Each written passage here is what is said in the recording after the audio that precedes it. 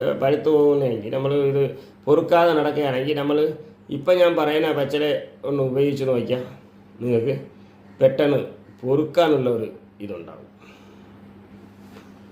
മുറിവ് മൂടും. അതാണ് അതിൻ്റെ പ്രത്യേകത. ഓക്കെ,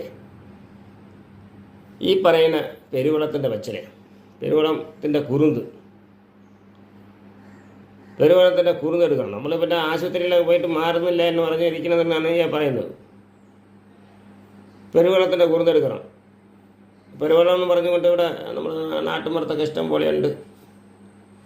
അതൊന്നെടുത്തിട്ട് അതിൻ്റെ കുറുന്ത് നോക്കിയെടുക്കണം. നല്ല തിളിര് അല്ലെ നോക്കിയെടുക്കുക. എടുത്തിട്ട് കൊണ്ടുവന്ന് ഇത്തിരി നല്ല മഷി വെച്ച് അരച്ച് ഇച്ചിരി ചുണ്ണാമ്പ്, ഒരു ശകലം ചുണ്ണാമ്പ് കൂടി ചേർക്കാം. ഒരുപാട് ചേർത്ത് കളയുന്നത് പൊലി പോവും.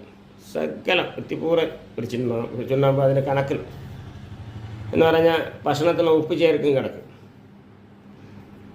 ഉപ്പ് കൂടിയാലും കുഴപ്പമാണ്, കുറഞ്ഞാലും കുഴപ്പമാണ്. അതുകൊണ്ട് ഒരു ശകലം എന്ന് പറഞ്ഞാൽ ഒരു ഗ്രാം കണക്കൊന്നും ചേർക്കാൻ പാടില്ല. എത്തിപ്പൂരം ഒരു ശകലം ഒരു കയ്യിൽ ഇത്തിരി എടുത്താൽ ശകലം കിട്ടണം.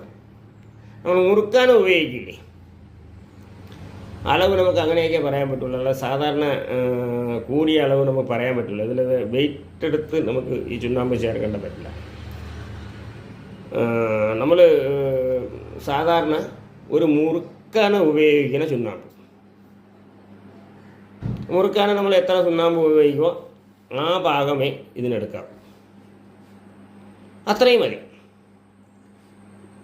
അത് വെച്ചിട്ട് ഈ കുറുന്ത്, പെരുവളത്തിൻ്റെ കുറുന്തും